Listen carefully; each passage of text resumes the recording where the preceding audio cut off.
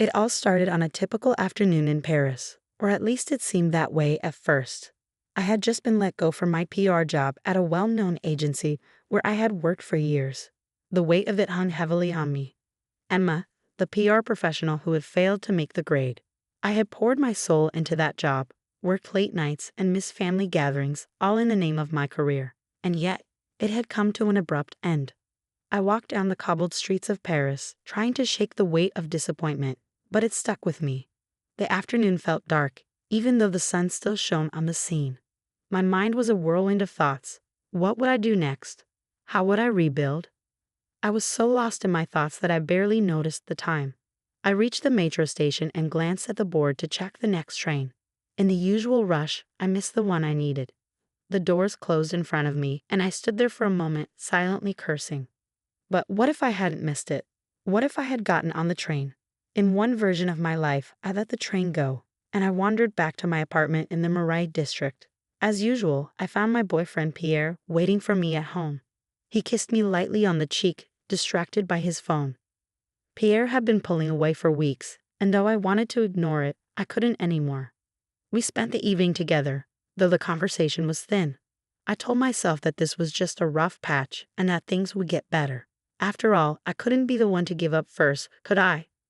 I thought about the job, about what the future would hold, and I hoped it would all fall into place. But in another version of my life, I caught that train. It felt like a small, unimportant decision, yet somehow, it shifted the course of everything. I stepped onto the train and took a seat by the window, gazing out at the city. Paris looked different from this angle, peaceful, almost too quiet. I arrived home later than usual, but Pierre wasn't there. I figured he was working late. As the evening went on, I realized he wasn't coming back anytime soon. I tried to ignore the growing knot in my stomach, but when I picked up my phone, I saw a message from a woman named Claire. Claire? My heart sank. I'd heard her name before. She was a colleague of Pierre's, someone I had never paid much attention to.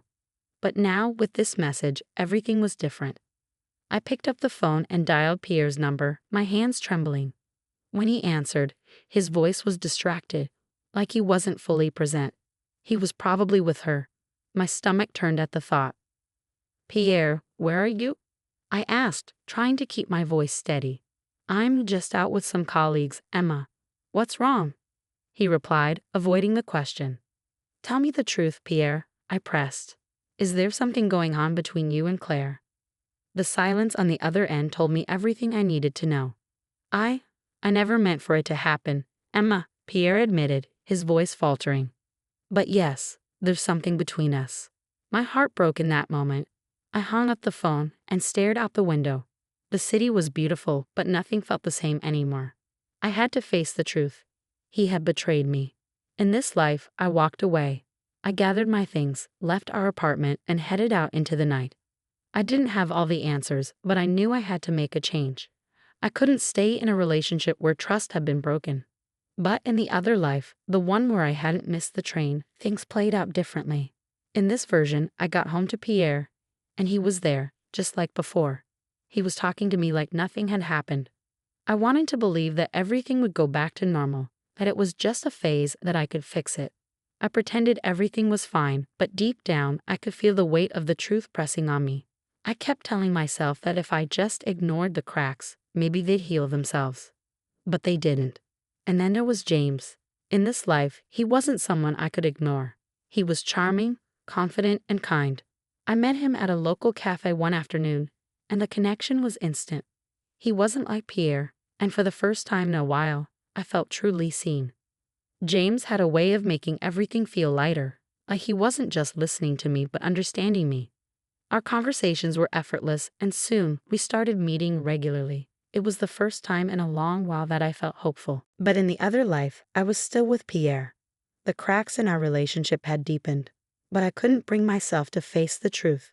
I told myself it was just a rough patch. I was too afraid to make the decision to leave, too afraid of being alone. But James was still there, in the other version of my life. I couldn't ignore the possibility of a fresh start, of someone who could offer me something real. The decision was inevitable. I had to choose, and I couldn't keep living in two versions of my life.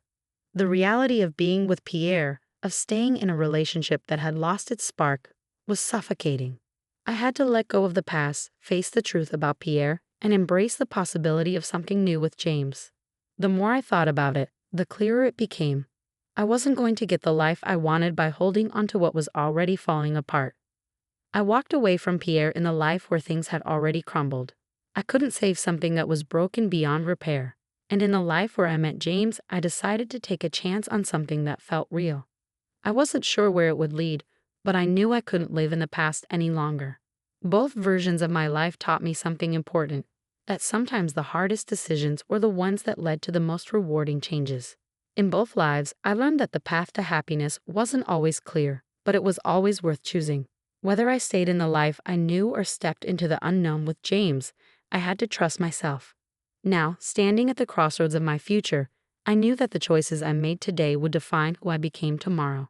And no matter which life I was living, I was ready to embrace it with open arms. Ready to improve your English in a fun and engaging way? Start learning through stories today.